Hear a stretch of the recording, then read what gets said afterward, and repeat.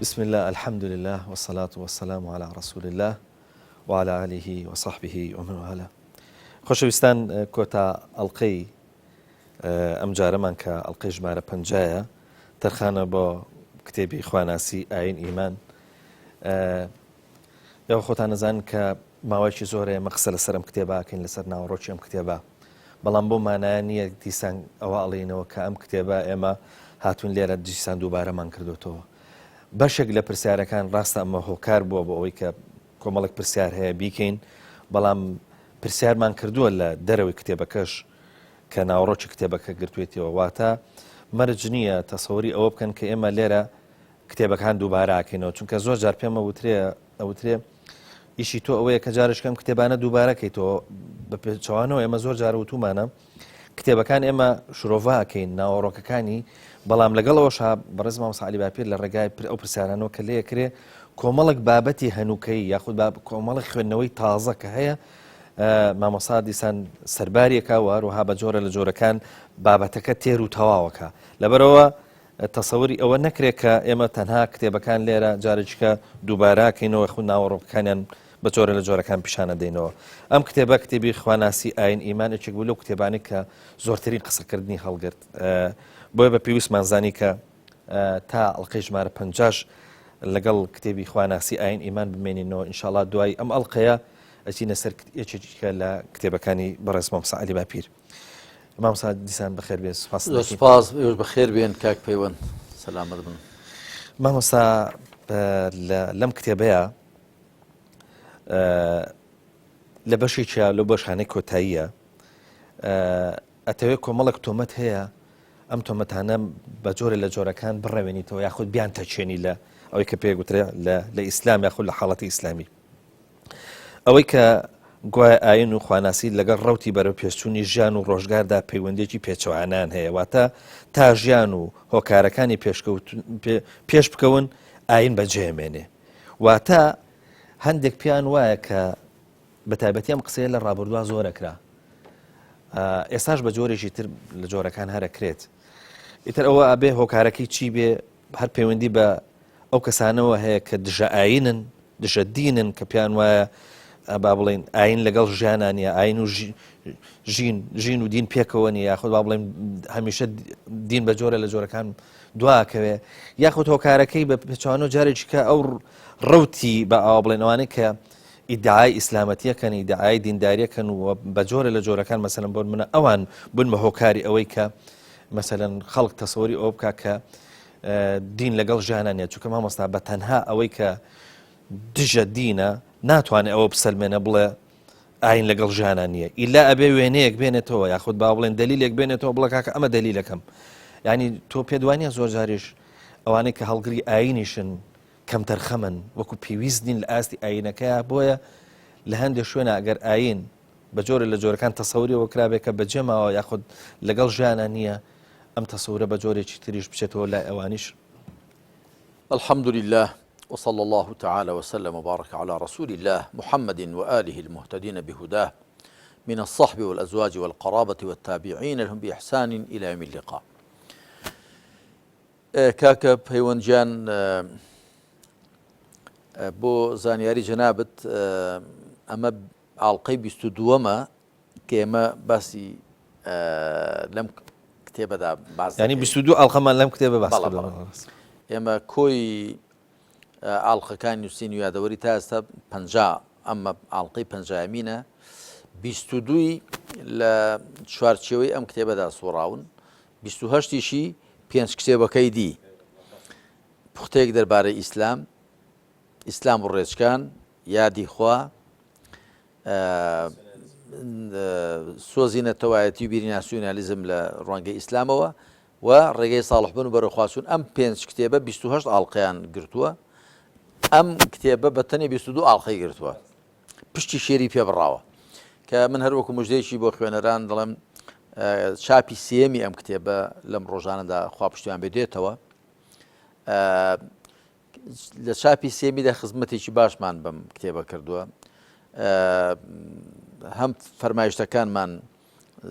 بە ژمارەوە ڕێکتر تەخریج کردووە، و بە مجەڵەدی چاپ دەکرێت لەسەر کاغزێکی باشتر لەوەی پێشێ فۆنت و دیزین و ئەوانەمان هەمووی گۆڕیوە و باشتر ڕێکمان خستو ئینشاڵڵا لە مەوضوع زیاتر بەهرەی لێ وەردەگیرێ. بەنسبەت پرسیارەکەتەوە کاک پەیوەند من لە مۆسوعەی ئیمان و ئیلحاد باسم کردووە، باسێکی سربەخۆم هێناوە سەرهەڵدانی ئیلحاد لە ڕۆژ ئاوا، هۆکارەکانی سەرهەڵدانی ئیلحاد لە ڕۆژ ئاوا. لەوێ هێناومە کە هۆکاری سەرەکی سەرهەڵدانی ئیلحاد لە ڕۆژ ئاوا بە ئەمریکاشەوە بریتی بۆ لە شێوێندرانی دین و تێکدرانی دین کە لێرەدا مەبەستم پێ ئاینی مەسیحە عەلەیهی سەڵات وەسەلام. ئەو ئاینەی مەسیح هێنابووی لە ڕاستیدا زۆر جیالەوەی کە ئێستا نەسڕانیەکان خۆیان بە شوێن کەوتووی دەزانن کە کاکڵی ئاینی مەسیح وەکو هەموو بەرنامەکانی دیکەی پێغەمبەران عەلەیهیمو سەڵات وەسەلام بریتێ لە خوابەیەکگرتن، تەنیا خواپەرستن. بەڵام ئێستا لە ئاینی نەسڕانیدا سێ پەرستراو هەن: باب، کوڕ، جانی پیرۆز، ئەلئەب، ئەلئیبن، ئەڕوح القودوس. پاشان ئاینی مەسیح بریت یەک ئینجیل، خوای پەروەردگار دەفەرمی و ئاتەیناه الئینجیل، یەک ئینجیلمان بە عیسادا. وەڵام ئێستا نەسڕانیەکان بەڕەسمی چوار ئینجیلیان هەن. ئینجیلێکی دیکەی ناڕەسمی شێدانی پێدا ناهێنن ئینجیلی بەرنابە، ئەو چوار ئینجیلیشیان لە نێو 50 یاخود 70 ئینجیلدا هەڵبژاردوون. لە ڕاستیدا ئەوەی کە وای کرد خەڵک لە دین دوورکەوێتەوە شێوێندرانی دین بوو. جا بەنسبەت ئێستا شەو ئەوەش هەروایە، ئەوە کە دەگوترێ ئاین لەگەڵ ڕەوتی بەرەو پێشوونی ژیاندا ناگونجێ، لە ڕاستیدا وەکو قورئان و سونەت، وەکو وەحی خوای متعال، خوا ئەم ئاینەی بۆیە ناردووە، دوانوسخەی هیدایەتی خۆی بۆیە ناردووە بۆ هەموو بەشەر بە درێژایی زەمان بە پانایی زەمین. وەکو وەحی خوا سبحانه وتعالى کە لە قورئان و پاشان لە ڕێبازی پێغەمبەردا عەلەیهی سەڵات وسەلام بەرجەستەیە، ئێمە نە لە هیچ ئاەتێکێ لەگەڵ عەقڵدا دژ بوەستیان، لەگەڵ زانستدا دژ بوەستیان، لەگەڵ بەرەو پێشوونی ژیاندا، و نە هیچ دەقێکی ڕاست و دروستی ڕێبازی پێغەمبەر هەیە عەلەیهی سەڵات وسەلام کە لەگەڵ عەقڵ و زانست و بەرژەوەندی خەڵکدا دژ بوەستێ. ئەوەی کە دژ دەوەستێ بریتێ لە ممارەسەی هەڵەی مسلمانان، یاخود هەندێک دەق کە بە دەمی پێغەمبەر و عەلەیهی سەڵات وسەلام وەسەلام، یاخود هەندێک لێ تێگەیشتنی هەڵە بۆ قورئان و بۆ سونەت. ئەوەیە کە لەگەڵ عەقڵ و لەگەڵ زانست و لەگەڵ بەرژەوەندی خەڵکدا دژ دەوەستێ. من هەمیشە گوتومە لە دەریای شەریعەتدا هەرگیز مرۆڤەکان عاسی نابن، بەڵام لە جۆگەلەی مەزهەب و ئیجتیهاد و بۆچوونەکاندا خەڵک عاسیە دەبێ. من یەک وێنە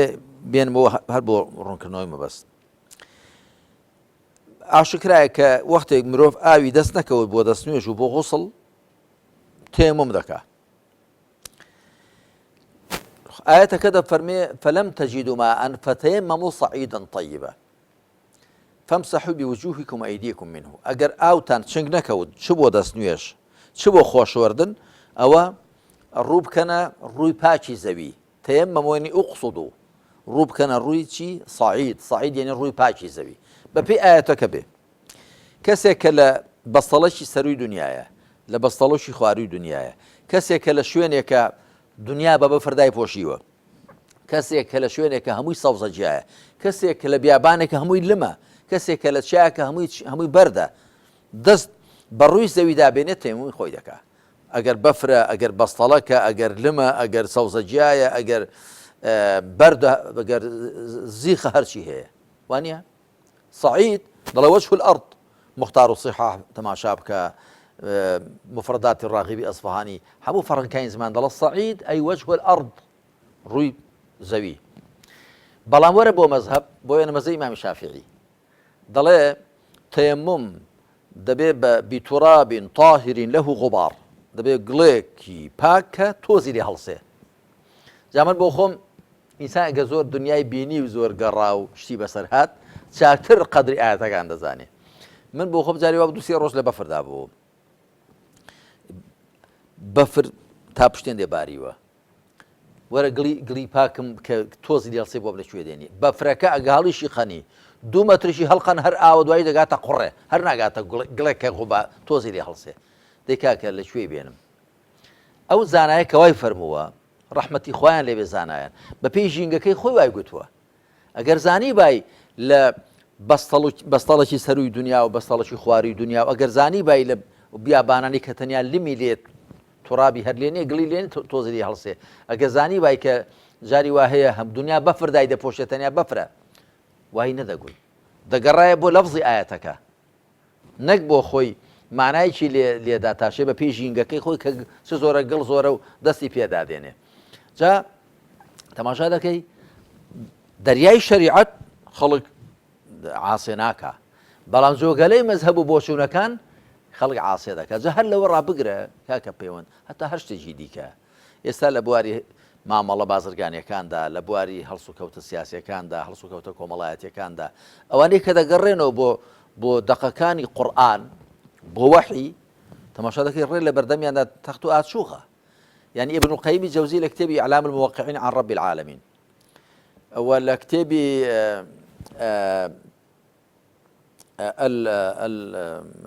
كتابي ديكي هي بهر حال باسي حكم كان شريعة دكا ضلي أينما وجدت المصلحة فثم شرع الله أينما وجد العدل فثم شرع الله برجوندي لشوي بيت شريعة خوالوية دادگري لشوي بيت شريعة خوالوية حتى ابن عقيل حنبلي ضلي أو اشتد بموافقي شرع به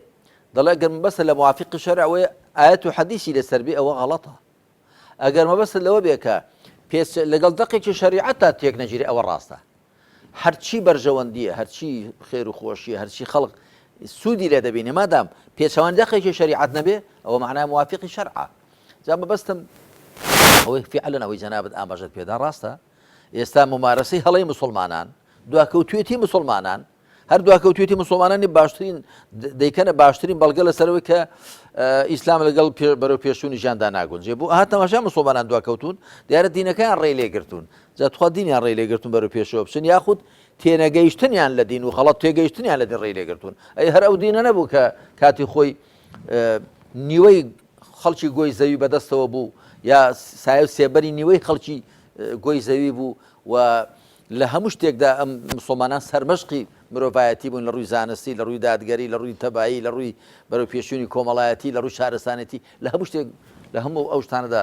مسلمانە سەرمەشقی مرۆڤایەتی نەبوون بە ئەو دینە وەختی خۆی وا بەرەو پێشەوەی بردن معقول ئێستا بەرەو دوای هێنابنەوە نا تێنەگەیشتنی خۆیان و پێنەگەیشتنی خۆیان و یاخود هەڵە تێگەیشتنی خۆیانەکە وای لە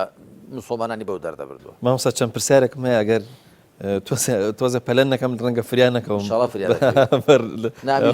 هەمووان ئەوە بە نەفەسی وەڵام نادەم مامۆستا لە بەندی شەشەمدا ڕێگەی پاک ڕاگررتنی دڵ و پاراستنی بڕوا دوو هۆکاری سەرەکی تێناوە کە ینی بن بە هۆکاری سەرەکی ئەویش قورئان خوێندن لەگەڵ یادی مردن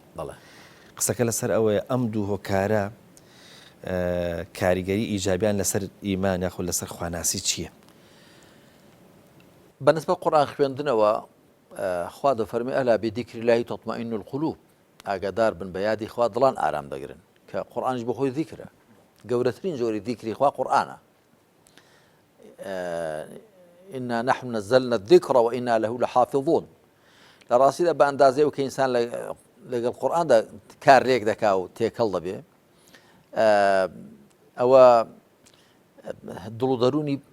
آودان ده بيه دلو دروني روناك ده بيه باراو ده بيه تيرو تسل ده بيه أو بالنسبة القرآن خويندنا وكديار هر بخوي خوان ناوي القرآن ناو الذكر والراشي جاندو كبهوي الذكر وضل آرام ده قريب أو خشني بودي وتسكيني بودي ودڵی پاک و چاک دەبێت بەنسبەت یادی مردنیشەوە چی وا لە مرۆڤ دەکا کە شوێن ئارەزوەکان بکەوێت چی وا لە مرۆڤ دەکا کە تەسلیمی شەیطان بێت تەسلیمی هەوا ئارەزوەکان بێت یاخود تەسلیمی حکمڕانە خۆسەپێنەکان بێ لە ڕاستە شەقامی دین لابدا ڕاستیەکان ژێر لێو بخا هەمووی بەرژەوەندی دنیاە هەمووی خۆشی دنیاە بۆیە لە شوێنەوارێک داهات و حب الدنيا رأس كل خطيئة خۆشویستنی دنیا سەری هەموو گوناحێکە کەواتە گەر مرۆڤ یادی مردن بکە وا گوریس لێ دنیا ڕناخە وا باوەش بە دنیادا ناکە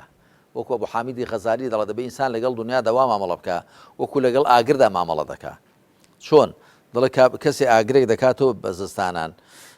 ئەگەر بێت تو بچێتە نێو ئاگرەکە دەیسووتێنێ ئەگەر لێشی دوور بێ سەرمای دەبێت چ بکە خۆی ڕێ بکە خۆ دەڵە خۆی لە ئاگرەکە کرد یعنی لێ نزیک بێتەوە بەڵام باوەشی پێدا نەکە ژیانی دنیا تۆ بای ئەوەندە کە دەژێی دەبێ گرنگی بە ژیانی دنیا بدەیت بەڵام باوەشی پێدا نەکەیت چون باوەشی پێدا بکەی چۆن کەسێ باوەش بە سۆبەیدا بکە بە ئاگردا بکە دەیسووتێنێ ئاگر دنیا دەسووتێنێ باوەشی پێدا مەکە بەس پشتیشی تێمەکە ئەگەنە سەرمات دەبێ پەکت دەکەوێت جا مامۆستا هەندێک ببوورە ئەگەر بۆی ئیزافەیە بخەمە سەر ئەمە ببوورە ئەم مەسەلەی یادی مردن هەندێک لە ڕاستەکەی لە بڕواداران کەم تا زۆرێگە بیستینیا بینین زیادە ڕۆی لەم مۆزوعایەکەن مامۆستا هەندێکیان دڵمردن لە ئاستی ینی دنیاە ینوان لێ هاتووی هیچ زەوق و شۆقیشان تەنانەت بە عیبادەتیش نەماوە ئەم زیادە ڕۆیە مامۆستا لە یادی مردن و کاک پەیوەند خۆ زیادە ڕۆی زۆر خراپە بەس ئەوە لەماوێ زۆر کەمە ئێستا بەشی خۆی وەستا بە زۆری مسلمانان کاکە بەباری دیکەدا لێیان تێک چووە باوەشیان بە دنیادا کرد و هەر خەریکی تو هەر تەماشای ڕێکلامەکانی تەلەڤیزیۆنەکان بکە هەمووی باسی برنجە و باسی کەلوپەلە و باسی خواردنە و وەکو بڵێ مرۆڤ تەنیا گەدە بێ تەنیا گەدە بێ جا هەمووشی دەڵێ ئەو برنجە ئەگەر لێی بخۆی لە خەمی دنیا قیامەتان دەڕەخسی بەختەوەر دەبێ ئاخر با وەڵای بە خواردنی سان بەختەوەر نابێ پێم عەجایبە بەختەوەری و سەعادەتمەندی علاقەی بە دڵ و دەروونەوە هەیە مەبەستمەوەیە کە ئێستا مسلمانان زیاتر بەباری بەلای دنیاداشکانەوە بەلای شوێن ئارەزوو کەوتن و باوەش بە دنیاداکردندا تیان پەڕاند و بەڵام ئەگەر کەسانێکی واش هەبن بە تەکید ئیسلام دینی ژینە تەماشا ئەم ئاەتە مبارەکە بکە لە سوورەتی ئەلبەقەرە ربنا آتنا في الدنيا حسنة وفي الآخرة حسنة خوایە لە دنیادا چاکەمان بە قسمەت بکە و لە دوا ڕۆژیدا چاکەی دنیا چییە جا هەندێک لە زانایان دەڵێن ڕزقی حەڵاڵە هەندێک دەڵێن لەشی ساغە ماڵ و منداڵی چاکە ئازادیە هێمنی و ئاسایشە فعلا هەموو ئەوانەیە کەواتە پێش ئەوەی داوای چاکەی دوا ڕۆژ بکەین داوای چاکەی دنیا دەکەین چکە دنیا لە پێش دوا ڕۆژەوەی بەڕاستی کەسێک لە دنیادا لە ئیسلام بەهرەمەند نەبێ بۆ هی ئیسلام و پاک و چاک نەبێ لە دوا ڕۆژدا لێ بەهرەمەند نابێ ئەم دینە دەبێت لە دنیادا بەختەوەرت کات چاکت کا پاکت کا ئەمجا لە دوا ڕۆژدا پێی بەختەوەر دەبی کەواتە کەسێک کە بە بیانووی دینداریەوە دێنێت هەر باسی مردن دەکا بووە لە ژین بێ هەواڵ دەبێ پشت لە ژین دەکا حەقیقەتەوە لە دین تێنەگەیشتۆ چونکە دین بۆ خۆی بۆ چاککردن و ڕێخستنی ژین هاتووە بەڵام ژینێک کە لە خوات بێ ئاگانەکە ژینێک کە بزانی کە تۆ لێرەدا لە تاقیکردنەوە دای ژینێک کە بزانی کە منزڵگای کۆتایی کە ڕۆژی دوایە ئەوێ شوێنی تێدا پشودانە ئێرە شوێنی تێدا تاقی کرانەوەیە نەک شوێنی تێدا نیشتە جێبوون و حەسانەوە ئەوە کە خوای متعال دەفەرمێ وإن الدار الآخرة لهي الحيوان لو كانوا يعلمون دەفەرمێ ژیانی دوا ڕۆژ مەنزڵگای دوا ڕۆژ ژیانی ڕاستەقینێ ئەگەر بزانن جا ئەگەر کەسانێکی واش هەبن وەکو جەنابەت دەڵێ ڕەنگە کەمینەیەک چەند تاکێکی وا هەبن کە لەوانەیە ئەوانیش لە کاردانەوە ئەوەدا تەماشا دەکەن خەڵکیی زۆر باوەشی بە دنیادا کردووە ڕەنگە زانی بێن وان زانانی بۆ چاک دەبێت ئەوانی جاری پشت لە دنیا بکەن کاکە نە باوەش پێداکردن نە پشت تێکردن بەڵکو ژیان گوزەراندن بە شێوەیەکی شەرعیانە و ڕێک و پێک ئەگەرنا و هەروە مردنیش دەبێت ئاگار لە مردن بێ بەڵام هەموو ڕۆژێ مردن نێنی بۆ هەموو کایەکانی ژیان بۆیە ئەو پەندە زۆر جوانە کە دەڵێ ئیعمل لدنیاکە كأنك تعيش أبدا واعمل لآخرتك كأنك تعيش تموت غدا بۆ دنیا دوا کار بکە وەکو بڵێ هەمیشە بژیەی بۆ دوا ڕۆژێش دوا کار بکە وەکو بەیانی بمری مامۆستا لە بەندی هەشتمدا گرنگی بڕوا بەخوابوون لە ژیانی تاک و کۆمەڵدا 6 خاڵ ڕیزەکەیت کە من مەجالم نەبوو ڕاستێکی خاڵ بە خاڵ بچمە سەری خاڵەکان بە شێوەیەکی گشتی بەم شێوەیەن گرنگی بڕوا بەخوابوون لە ڕووی دەرونیەوە گرنگی بڕوا بەخوابوون لە ڕووی خوڕەوشتیەوە گرنگی بڕوا بەخوابوون لە ڕووی کۆمەڵایەتیەوە گرنگی بڕوا بەخوابوون لە ڕووی ڕامیاریەوە، گرنگی بڕوا بەخوابوون لە ڕووی ژیریەوە، گرنگی بڕوابوون بەخوا لە ڕووی زانیاریەوە. ئەم شەش خاڵەت هێناوە بۆ خاڵی با بڵێن بۆ بەندی هەشتم بە شێوەیەکی گشتی گرنگی بڕوا بەخوابوون لە ژیانی تاکو کۆمەڵداویستم ئەگەر شتێکی گشتی بڵێ لەسەر ئەم خاڵانە جەنابەت بەسەر چاو شتێکی گشتیان لەسەر دەڵم ڕەنگە ئەوە هەرویستە پرسیاری پێش کۆتایی تۆش بێوەنیە بەڵێ بەتەچیت کاکە دەروون بە هەرێکی سەر و تیشیان بخەمە سەر تیشک گرنگی بەخوا بڕوا بەخوابوون خواناسی بڕوا بەخوابوون چ لە ژیانی تاک چ لە ژیانی کۆمەڵگادا دیارە من ئەو شەش بوارەم لێ دیاری کردوون. یەکەم لە ڕووی دەرونیەوە، لە ڕووی جارێ حەقیقەتی مرۆڤ ڕوحەکەیەتی دڵ و دەروونەکەیەتی. بەخوا کاکە دەروون ئەگەر ئێرە ئاودان بێ و ئێرە ئارام بێ و ئۆخژنت بۆ هات بێ لە چواردیواری زیندانێکی داوی هەز بە بەختەوەری دەکەی. وەکو چاکەی خواباسکردن باسی دەکەم تەحەدوث بە نیعمەتی خوا. بەخوا لەو زیندانی ئەمریکایەکاندا کە 22 مانگی تێدا بووم لە زیندانی تاچیدا 2 مەترنی و بە 2 مەترنی و شتێکیشی قەرەوێڵەی کە چەشتێکی تیا بۆ تەختێک بوو دەبوو لەسەری خەوتبام و سەراوەکەشم هەر لەوێدا بوو. بەڵام جاریا بوو کەدا دەنیشتم و خەریکی عیبادەت و تاعەت دەبووم یا خەریکی ئەو مەوسوعەی ئەلئیسلام و کەما یەتەجەلا دەبووم. بڕوات بوام دەزانی لە دەشتێکی کاکی بە کاکیم هەمووی سەوزایە تا چاو بڕ دەکا ئەخر 2 مەترنی بە دوورنیتی زۆر تەسکە. ئەمە نام دەزانی لە دەشتێکی کاکی بەش کاکیم هەتا چاو بڕ دەکا سەوزایە و گوڵ و گوڵزارە. جاری وا بوو تەواڵ ئێمە ئاوی گەرمیان دەداینێ هەر ئاوی تانکی کرد ئەوە دەبوو لەوێ دەبوو چوە بە خۆمان تێمان کردوە هێنا بامان لەبەر تاوێ سوور دەبەوە تانکەرێکیان دادنالێ بۆ خۆتان ئاو بێنن.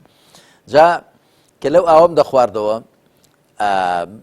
لەخوا بە زیاد بێ بەڵام بە دڵ و دەروونێکەوە کە دەمگوتەوە لە پێناوی خوادای ئەوانە وام دەزانی لە ئاویشی سازگاری کامیاویشی کوردستان دەخۆمەوە. گیانەکەم ئەساس ئێرەیە. جا بڕوا بەخوابوون ئێرەت چاک دەکا، ئێرە ئاوەدان دەکا، دڵت خۆش دەکا. بۆچی؟ وەڵاهی دڵێک بڕوا بەخوابوونی تێدا بێ و خۆشویستنی خوای تێدا بێ و سام و هەیبەت بەرامبەر بەخوای تێدا بێ ئەو دڵە گومان و دڵە ڕاوکە و قەلەق و فەلەق ڕێی تێنابە.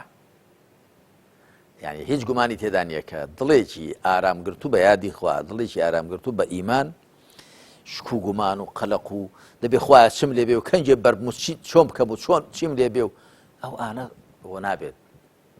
دڵت ڕووناک دەبێ، دڵت ئارام دەبێ، ئەو خژنی بۆ دێ. ئەو بەنسبەت ئارامی دڵ و دەروون کە ئیمان بەخوا لە ڕوانگەی ڕەوشتیەوە لە ڕوانگەی ڕەوشتەوە هەموو لەبەر خەمون نەبێت پێیان دادێن بە تەرتیب ڕێنەوە گوڵ لێت تێکسی لە ڕووی ڕەوشتەوە کاکە پەیوەند کەسێک ئیمان بەخوا لە دڵ و دەروونیدا هەبێ ئەو ئیمان بەخوایە ڕۆشناییەک دەخاتە دڵ و دەرونی، ڕۆشنایەک دەخاتە کەین و نەوجودی ئەو مرۆڤە کە ئەندامەکانی لا نەدەن هەڵە نەکەن. جارێ هەر دڵەکە بۆ خۆی بیر و خولیای خراپی تێدا نێت و نەچێنێتی خراپ، مێشکەکە بۆ خۆی بەرەو فیکری شەیطانی و ئەوانە نەچێ، زمان بە خراپە نەگەڕێ، گوێ بۆ خراپە هەڵ نەخرێ، گوێبیستی قسەی خراپ نەبێ، حەساسیەت و هەستیاری دەبێ بەرامبەر بە قسەی خراپ. هەروەها چاو ڕوانینی خائینانە و ناپاکی نەبێت و هەروەها پێیەکان بەرەو خراپە نەڕۆن و گەدە خۆی لە پاروی حرام بپارێزێ، چ جای داوێن خۆی بپارێزێ لە لادان و تاوان. یعنی بەهۆی ئیمانەوە کیانی مرۆڤ ڕۆشن دەبێتەوە، پاک دەبێتەوە لە نیاز و مەبەستە خراپەکان، لە هەندەرە خراپەکان و غەریزەکان کۆنتڕۆڵ دەکرێن کەواتە ڕەوشتی بەرز و جوان دەبێ و لەبەرخوا ئەو ئیمان بەخوا کە لە دڵدا جێگیر دەبێ ئەو مرۆڤە ڕاستگۆ دەبێت لەبەر خوا ڕاستی پێخۆشە، پاک دەبێ، بەڕەحم دەبێ، دادگەر دەبێ، چاک دەبێ، ئاکار پەسەند دەبێت، سۆزانە خوا وای پێخۆشە سوبحانە وتەعالا. لە ڕووی کۆمەڵایەتیەوە پەیوەندی کۆمەڵایەتیەکان جاری کەس باسمان کردووە ئیمان وەکو چۆن دەزوێک دەنکە تەسبیحەکان پێکەوە دەبەستێ ئیمان ئاوا ئیمانداران پێکەوە گرێ دەبێت پێکەوەیان دەبەستێت دڵیان پێکەوە دەبەستێ خی پەروەردگار دەفەرمێ أعوذ بالله من الشيطان الرجيم هو الذي أيدك بنصره وبالمؤمنين وألف بين قلوبهم لو أنفقت ما في الأرض جميعا ما ألفت بين قلوبهم ولكن الله ألف بينهم إنه عزيز حكيم پێغەمبەری خاتەم دەدوێنێ عەلەیهی سەڵات وسەلام دەفەرمێ خوا تۆی بەهێز کردووە پشتیوانی تۆی کردووە بە یارمەتی خۆی بە یارمەتی ئیمانداران بەهۆی ئیماندارانەوە و دڵی پێکەوە بەستوون وألف بين قلوب دڵی پێکەوە جۆش داون ئەگەر ماڵ و سامانی دنیات هەموو بەخشیوان نەدەتوانێت ئەوە پێکەوە ئەگەرێ بدەیت ئەو خۆشەویستەی بەهۆی ئیمانەوە لە بینی مسلماناندا پەیدا بێت بەهۆی بەرژەوەندی دنیای پەیدا نابێ هەرگیز بەڵکو زۆرجار بەرژەوەندی دنیای ئیمانی لەگەڵدا نەبوو دەبێتە هۆی لێکترازانی برایەکان لێکترازانی دڵەکان پەیوەندی کۆمەڵایەتیەکان جا لە بازنە تەسکەکەدا وەکو خێزان منداڵ لەگەڵ بابودایکیان دایکواب لەگەڵ منداڵ ژنومێرد پێکەوە ئەمجا دوایی لەگەڵ خزمان بازنەکە فراوانتر کرد دوایی لەگەڵ گەڕەک و ئەوانەی کە لێت نزیکتر دراوسێ و هەروەها پەیوەندی کۆمەڵایەتەکان بەهۆی ئیمانەوە بەهێز دەبن ئەو ئیمان بەخوای پێت دەڵێت تۆ ئەوەش برای تۆیە ئەوەش خوشی تۆیە ئەوەش خزمی تۆیە ئەوەش کەسی تۆیە ئەوەش مرۆڤێکە وەکو تۆ هەمووتان دەچنەوە سەر ئادەم و حەوا ئیمان وەر ئەو حەقیقەتانت پێ دەڵێ ئەوە دەبێتە هۆی بەهێزبوونی پەیوەندی کۆمەڵایەتەکان بەنسبەت لە بواری ڕامیاریدا لە بواری سیاسیدا تۆ تەماشا بکە بەرپرسانێک بزانن کە ئەوە جێنشینی پێغەمبەرن عەلەیهی سەڵات وسەلام لە جیاتی پێغەمبەری خوا عەلەیهی سەڵات وسەلام دەبێ مشوری کۆمەڵگا بخۆن و کەسانێک بزانن کە ئەوان لە جێی هاوڵانن ئەوان لە جێی هاوڵان لە خزمەت پێغەمبەردا عەلەیهی سەڵات وسەلام چۆن مامەڵەیان کردووە کە شتێک ئەگە حەق بوو بێ ئەوە ملکەش بوون ئەگە تێبینیان لەسەری بوو بێ هەرچەندە پێغەمبەری خواش بوو عەلەیهی سەڵات وسەلام بەڵام دەستیان بەرز کردووە تۆ تێبینیان دەربڕیوە یعنی هەم حکمڕان هەم ئەوانەی کە حکمیان بەسەردا دەکرێت بەهۆی ئیمانەوە ڕێز لە یەکدی دەگرن و بە پێی شەریعەت پێکەوە مامەڵە دەکەن و هیچ گومانی تێدا نییە کە بە پێی شەریعەت پێکەوە مامەڵەکردن دەبێتە هۆی دادگەری یەکسانی بێفەرق و جیایی ئەوەی کە ئێستا ڕوودەدا ئاخر خەڵک زۆری دەیباتەوە بۆ سەر وەڵا ئەوەکەی دیموکراسی وایە ناڵەن چۆن دینداری وایە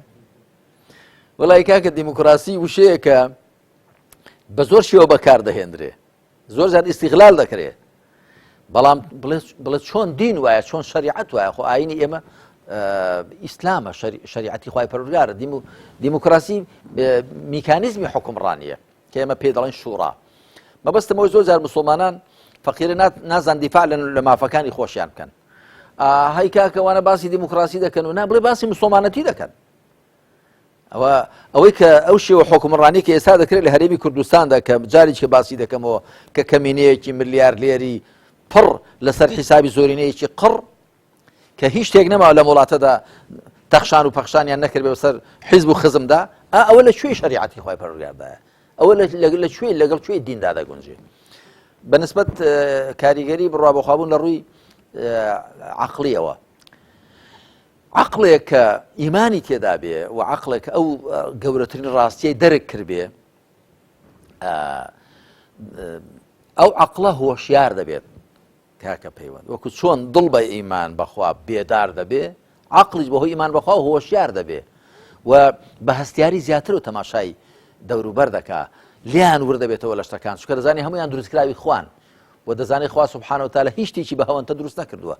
هەر شتێکی دروست کرد حکمەتی تێدایە سری تێدایە نهێنی هەیە یاسایەکی هەیە لێ ور دەبێتەوە لێ دەکۆڵێتەوە یعنی عەقڵ بەهۆی ئیمان بەخوابوونەوە هەستیارتر دەبێ هۆشیارتر دەبێ و زیاتر هەست بە بەرپرسیارەتی دەکا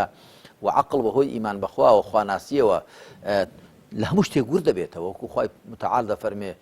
أولم ينظروا في ملكوت السماوات والأرض وما خلق الله من شيء ئایا تەماشا مورچی فراوانی ئاسمانەکان و زەوی و هەر شتێک کە خوا دروستی کردو نەیان کردووە لێ ورد بنەوە ئینسانی خواناس و ئینسانی ئیماندار دەڵێ ئەو شتانە کە خوا خوڵقاندوونی هەمووی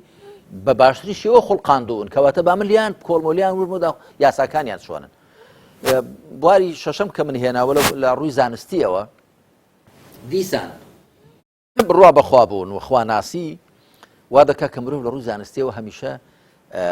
عیلمیانە تەماشایشت بکە زانستانە تەماشایشت بکە لێ بکۆڵێتەوە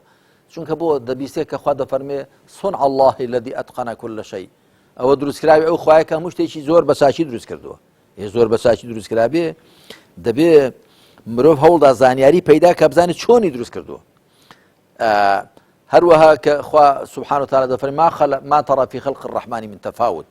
لێ دروستکراوی خوای خاوەن بەزەیدا ناڕێکی و بێیاسایی نابینی کەواتە مرۆڤ سەرنجدە لێ بکۆڵەوە چونکە خوا دەفەرمێ ناڕێکی نابی لە دروستکراوی مندا وەکو چۆن لە فەرمایشتەکەیدا هەڵەوپەڵە نابینی لە دروستکراوەکانیشیدا ناڕێکی نابینی ئەوە بە کورتی ینی تیشتێک بۆ سەر هەر کام لەو دەستخۆش بێ شەش بوارە کە ئیمان و بڕوا بەخوابوون کاریگەری لەسەر تاکو کۆمەڵ هەیە کۆتا پرسیارم ڕەنگە ئیناوڕۆکی کتێبەکە نییە بەڵام ئەندازەیەک پەیوەندی بە کتێبەکەەوە هەیە ئەویشەوەیە کە لە تازەترین دەرکەوتەی جەنابتە بەم لەفزە و جەنابەت وتە دنیا شوێنی تەسفیەکردنی خۆی پەروەردگار نییە بەڵکو قیامەت شوێنی تەسفیەکردنە تەسفی حساب قسەکە لەسەرەوەی مامۆستا بەڵام لە بواری عەمەلیە ینی من هەمیشە حەزەکەم هەمیشە پرسیارەکانم لایەکی بارە عەمەلی و بارەکردەکەەوە ببینێ ئێمە تەسفی حسابە بینین ینی هەموو جارێن پێم خۆش نییە ناوی داعش بێنمەوە ینی نمونونەکانی مەسەلەن بۆن منە ئەوەی کە ئەوان کردویانە بە ناوی دین و بە ناوی خەلافەت و بە ناوی دیناریەوە مامۆستا لە تەسفی حسابات زیاتر چییە ینی من نازانم هەمیشە حەزەکەم ئەو پرسیارانە بهێنمەوە بۆەوەی کە واقعەکەم مەسەلەن بۆن منەوە خۆی قبوڵ کردیان ڕاستەکەی کاکە پەیوەندجارە با بێنە سەر ئەو حەقیقەتە کە من باسم کردووە کە دنیا خوا نەیکردو بە شوێنی تەسفی حیسابی لەگەڵ بەندەکان حەشر نییە مامۆستا تەماشا بکە لە چەند شوێنە خوا سبحانه وتعالى ئەو حەقیقەتەی بەیان کردووە لە خوای متعال لە سوورەتی ئەعلادا دەفەرمێ ئینە ئیلەینا ئیابەهم ثم ئینە عەلەینا حیسابەهم گەڕانەوەیان تەنیا بۆ لای ئێمەیە لێپرسینەوەشیان تەنیا لەسەر ئێمەیە لە پێش ئەوەدا دەفەرمێ فەذەکر فما أنت عليهم بمسيطر إلا من تولى وكفر فيعذبه الله العذاب الأكبر لشويه إن إلينا إيابهم ثم إن علينا حسابهم بيغمبر خاتم دەفەرمێ عليه الصلاة والسلام بیریان بخەوە هۆشیاریان بکەوە إنما أنت مذكر لست عليهم بمسيطر تۆ هەر بیرخەرەوەی تۆ بەسەریان دازاڵنی بە تۆ بزی ئیمانیان پێبێنی إلا من تولى وكفر کەسێک کە پشت هەڵکا و بێبڕوا بێ ئەوە چی لێ دەکەین فيعذبه الله العذاب الأكبر خوا سزای هەرە گەورەی دەدا بەڵام لەکوێ إن إلينا إيابهم ثم إن علينا حسابهم هەروەها لە چەند شوێنان خوا دەفەرمی إن عليك إلا البلاغ وما على الرسول إلا البلاغ المبين تۆ تەنیا گەیاندنت لەسەرە کاکە پەیوەند ئەگەر ئێمە محاکەمەی ئیسلام بکەین بەهۆی هەڵسوکەوتی مسلمانانەوە جا چ داعش بێت چ غەیری داعش بێ ئەوە زوڵمێکی گەورە لە ئیسلام دەکەین و هەر بەرنامەیەکی دیکەش ئەگەر ممارەسەی هەڵەی شوێن کەوتوانی لەسەری حساب بکرێ زوڵمی لێ دەکرێ مەگەر ممارەسەکە بە پێی ئەو بەرنامەیە بێ ئەو کاتە ئەو بەرنامەی لێ بەرپرسیارە من لە کتێبی هەڵۆشانەوەی پەڕگیری کە ئەو کتێبە بۆ زانیاری بە چاپی دۆمی بە کوردی کراوە بە عەرەبی دوو جار چاپ کراوە جاریشان لە لەندەن جاریشان لە قاهێڕە تەرجەمەی تورکی کراوە بڵاویش کراوەتەوە تەرجەمەی ئینگلیزیش کراوە بڵاویش کراوەتەوە جاریەکە بڵاو کرد ئێستا بە تەمان چاپی دۆمی بکەینەوە لەوێدا باسم کردووە کە ئەوەی داعش ئیدعای کرد نە دەوڵەت وەکو داعش دادەمەزرێ لە ئیسلامدا باسم کردووە کە دەوڵەت لە ئیسلامدا چۆن دامەزراوە پێغەمبەر عەلەیهی السەڵات وەسەلام دەوڵەتی ئیسلامی دامەزران لە مەدینە لە دوای پەیمانی یەکەم و دووهەمی عەقەبە بەبێ ئەوەی کەسێک لوتی بە خوێندا بێ جاڕی دەوڵەتی ئیسلامی درا لەسەر بناغەی ئەوەی پێدەگوترێت گرێبەستی کۆمەڵایەتی پەیمان پێدانی نوێنەرانی خەڵکی یەثریب پەیمانیان بە پێغەمبەردا عەلەیهی السەڵات وەسەلام ئەویان بە سەرۆکی خۆیان قبوڵ کرد ئیسلامیشان بە بەرنامەی ژینی خۆیان قبول کرد لەسەر ئەو بناغەیە پێشەوەی پێغەمبەر بچی عەلەیهی سەڵات وەسەلام دوو پەیمانیان لەگەڵ بەستن پەیمانی یەکەم کە باسی جەنگ و بەرگری تێدا نەبوو پەیمانی دووەم کە باسی جەنگ و بەرگری تیا پەیمانی یەکەم 12 کەس بوون 9 لە خەزرەج و 3 لە ئەوس پەیمانی دووەم 75 کەس بوون 73 پیا و 2 ئافرەت پەیمانیان بە پێغەمبەردا عەلەیهی سەڵات وەسەلام لەسەر ئەو بناغەیە دەوڵەتی ئیسلامی دامەزرا جا من باسم کردووە لەو کتێبەمدا هەڵوەشانەوەی پەرجێری گوتومە ئەوە وەکو پێغەمبەر عەلەیهی سەڵات وەسەلام دەوڵەت دادەمەزرێ نەک لە سووریاوە بە چەکەوە بێی هەڵکوتێ سەر شاری مووسڵ و لێ بچێ سەر مینبەرەکەی جای ئەعلانی دەوڵەتی ئیسلامی بکەی نە دەوڵەت وا دادەمەزرێ نە خەلیفە وا دادەندرێ ئەوە خەلیفە بوو هەر ڕۆژە وەزیرێکیان دەگرت و خەلیفەکەوتە بە چ دەردێک چوو ئەو داماوە ئەمجا نە شەریعەت وا جێبەجێ دەکرێت شەریعەت کاکە پەیوەند لە دابینکردنی ماف و ئازادیەکانەوە دەست پێ دەکات تەماشا بکە سزا شەرعیەکان بە زۆری لە سوورەتی ئەلمائیدە داهاتوون کە دایکمان عایشە خواری ڕازی بێ وەکوم لە تەفسیری سوورەتی مائیدە بە تەفسیل باسم کردووە دەڵێ سوورەتی مائیدە کۆتا سوورەتە لە قورئاندا پێکەوە هات بێ سزای ڕێگری و دەستبڕین و سزای باسی مەیخۆری و سزای قیساسی تۆڵەی کوشتنەوە و هەموو ئەوانە لەکوێ داهاتون لە سوورەی ئەلمائیدەدا یعنی چی یعنی لە کۆتایی تەمەنی پێغەمبەردا عەلەیهی سەڵات وەسەلام کە خەڵک مافە ئازادەکانی بۆ دابین کراوە خەڵک پەروەردە کراوە خەڵک تێگەیەندراوە خەڵک حاڵی کراوە ئەم جاخوا ئەو سزا و عوقوبانەی ناردوونە خوار بۆ هەر کەسێک کە ئەمنیەت و ئاسایشی مسلمانان دەخاتە مەترسی یا ژینیان یاخود دینیان یاخود ناموسیان یاخود ماڵ و سامانیان دەخاتە مەترسی دەبێت سزا بدرێ جێبەجێکردنی شەریعەت لە سزاکان و دەست پێ ناکە بەڵکو لە پەروەردەکردنی خەڵک لە تێگەیاندنی خەڵک لە پێگەیاندنیان لە بەرچاو ڕۆشنکردنەوەیان و پاشان لە دابینکردنی ماف و ئازادیەکانیان ئەمجا دوای کەسێک لایدا هەڵەیەکی کرد معناوە دیارە بە ناچاری هەڵە ناکە لە بەر ناچاری دزی ناکات لە بەر ناچاری ڕێگەری ناکات لە برسان ئەوە ناکە یاخود لە بەر نەزانی زینا ناکە لە بەر نەزانی شەراب ناخواتەوە قومار ناکە بەڵکو هەردەوێت کۆمەلگا تێکدا ئەوەش دەبێت سزا بدرێ هەروەها باسم کردووە کە حقیقەت واشە ئەوەی داعش کردی ڕێک پێچەوانەی ئیسلام بوو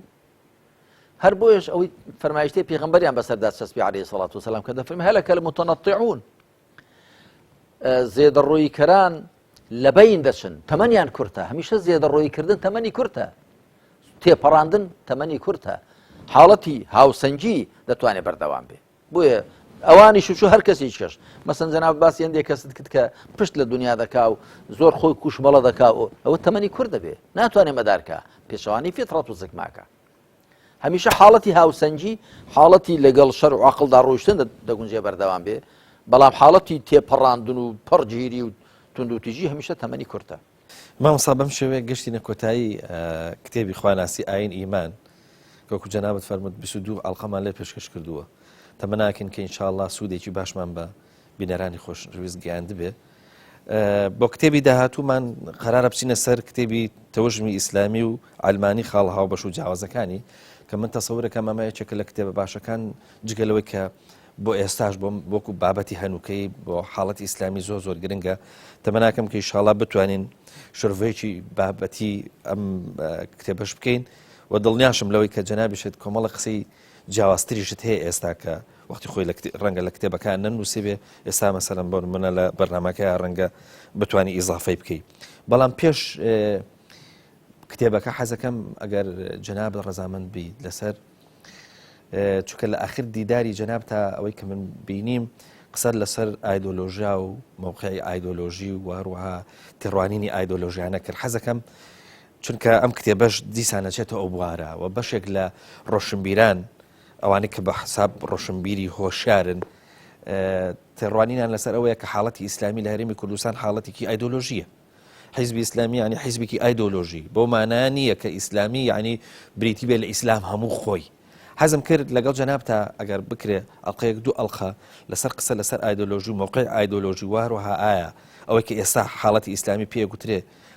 ئیسلامی ئایدۆلۆژی یاخود بریتە لە ئیسلام هەمووی خۆی بۆی اینجا بتوانین لەسەر کتێبەکە باس لە ئیسلام و واروها لە تەوژمەی ئەلمانی بکەین. ئەگەر جەنابەت ڕەزامەندی بفەرموین پێم خۆشە مامۆستا ئەو وڵا بەسەر چاو من ڕازیم ئەو کتێبە دیارە کاتی خۆی لە هەردوو هەفتەنامەی هاوڵاتی و ئاوێنەش بڵاو کراوەوە بە دەوری بەسی ئاڵخا پێش لە هاوڵاتی بە دوای مامی گواسمان و بۆ ئاوێنە بە هەر حاڵ لەوێ لەو دوو هەفتەنامێش بڵاو بۆ تۆ کاتی خۆی و ئەمە چاپی سێمیشێتی کە ئێستاش ڕەنگە نوسخەی نەما بێ پێویست کە چاپی چوارەمیش بکرێتەوە. من لەو کتێبەدا تەوان کە دوای باسی دەکەین هەوڵم داوە کە خاڵەکانی پێگەیشتن لە نێوانی تەوژمی ئیسلامی و عەلمانیدا چین و خاڵ ناکۆکەکان چین باسی ئەوە بکەم. ئەوەی جەنابیشت باست کرد فعلەن کاکە پەیوەند هەندێک وشە هەندێک تعبیر ئەگەر چەمک و واتاکەیان ڕوون نەکرێتەوە زۆر خەڵک مشتومڕی دەبێ لەبەر لێک حاڵی نەبوون. بۆیە ئێمە من پێم باشە ئاڵلقەیەکی ویست چەندی ویست لەو بارەوە قسە بکەین. ئیسلام زۆر لەوە فراوانترە وەکو من لەو چاپێکەوتنشکە لەگەڵ ڕوودا و کەناڵی ڕوودا و بوو لەو بریفینگەدا کە باسم کرد کە ئیسلام زۆر لەو فراوانترە لە چوارچێوی ئیدۆلۆژیدا حەسەر بکرێ. جا ئەو کاتە باز دەکەین چەمکی ئیدۆلۆژی یانی چی وشەیەکی بیان نییە. یعنی من بەڕاستی پێم خۆشە زیاتر وشەی خۆماڵی بەکاربێنین. هەتا من بۆ برادەرانی ڕووداوام گوتمەوە وشەیە هیچ کەتان دەست ناکەوتەوە بریفینگ یعنی چی بۆ خۆشیان بڕوا کە چاشی دوای زۆر خۆیان هێنا و برد و کتێ وەڵای بریفینگ ینی پێدانی زانیاری. گوتمەوە هەر بڵم پێدانی زانیاری یان ئاخرەوە زاراوەیە کە ڕەنگە ئەو وشەیە پڕ بە پێستی ئەوە نەبێ. بە هەر حاڵ من پێم خۆشە زیاتر وشەی خۆماڵی یا وشەی کە خەڵک تێبگا سە بریفینگ ینی وەکو مەتەڵێکە مەسەلا ئیدۆلۆژی چییە؟ من دەزانم چییە بەڵام ئەمن دەمێ وشەیەک بەکاربێن تعبیری بەکاربێن خەڵک تێبگا تۆ قسە بۆ خەڵک دەکەی. زۆرینەی خەڵک تێگا پێویست بە قاموس نەکا و پێویستی بۆ نەکا لە خەڵکێکە پرسیارێ وشەیە یعنی چی؟ ئەجا بە هەر حاڵێمە ئینشاڵڵا دوای قسەی لێ دەکەین بەسەر چاو دێینە سەر ئەو کتێبە لە ئاڵلقەی داهاتوودا و پێش ئەوەش وەکو پێشدەستی قسە لە ئیدۆلۆژی دەکەین ئینشاءڵڵا. لە کۆتایی ئەڵلقەی ژمارە 50 و لە کۆتایی خوێندنەوەی کتێبی خواناسی و ئاین و ئیمان سوپاس دەکەن مامۆستا هیواداری ماندوومان نەکرد. ماندوو نابمەوە سوپاسی جەنابەت دەکەم و منیش دوا قسەم ئەوەیە کە هەرچی کە دەیڵێین و هەرچی کە باسی دەکەین دەبێ هەوڵ دەین لە خۆماندا بەرجەستە بکەین. میش لەخوا دەپاڕێمە دەڵێم یا ڕەبی خوایە یارمەتیمان دەی زانینەکەمان لە خۆماندا بکەینە توانین حاڵی بوونەکە لە خۆماندا بکەینە حاڵ و هەوڵ دەین هەرچی دەیزانین بیتوانین بۆ ئەوەی لەسەر زانینەکەمان و لەسەر قسەکانمان قەرزار نەبینەوە و وا نەبین کە قسەی چاک و کردەوەی خراپمان هەبێ چونکە ئەوەی جێی سەرنجی خوای متعالە دڵ و دەروونە و کردەوەیە. إن الله لا ينظر إلى صوركم وأموالكم ولكن ينظر إلى قلوبكم وأعمالكم. خوای ئەوەی کە جێی تێڕوانین و سەرنجی تۆی ئەوێمان چاکەی کە دڵ و دەروونمانە و پاشان کردەوە و ڕەفتارمانە. دەستخۆش بێ سپاس دەکەم مامۆستا. سپاس بۆ ئێوەش. بەڵێ خۆشەویستان بەم شێوەیە گەشتینە کۆتایی ئەڵلقەی ژمارە 50 تەمەناکەن ئینشاءڵڵا خوای پەروەردگار تەمەنی ئەمانەتمان پێ ببەخشێ ئینشاءڵڵا لەسەر خێر و بۆ ئەڵلقەکانی داهاتوو بێنەوە خزمەت ئێوەی خۆشەویست و خواتان لەگەڵ.